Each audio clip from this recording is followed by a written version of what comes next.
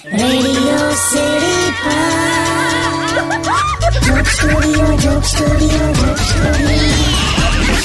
નમસ્કાર, welcome back. Radio city joke સ્ટુડિયોમાં આપનું સ્વાગત છે. કિશોર કાકા, ધૂળેટીમાં જે હિસાબે પાણીનો ઉપયોગ થાય છે, તમે શું કહેશો એ વિશે? તહેવાર છે લા, હવે હું કહેવાનું. પિચકારીમાં પાણી કેટલું જાય યાર.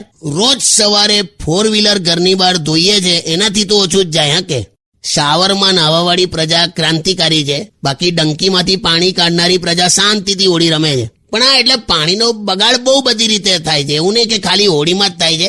પાણીની કિંમત અને ઇજ્જત આવનાર જમાનામાં એટલી બધી વધી જશે ને કે લોકો એકબીજાને આમ રસ્તામાં મળશે ને તો કેવી વાતો કરશે ખબર. ઓહો કે મગનભાઈ કેમ છો?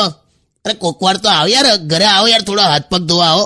હાથ પગ ધોવા? અરે ભાભી બાળકો સાથે મારા ઘરે નાહવાનો જ પ્રોગ્રામ રાખજો આ વખતે.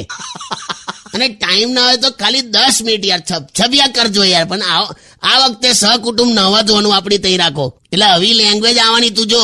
વાહ કાકા. સ્ટે ટ્યુન વિથ કિશોર કાકા only on radio city 91.1. Only on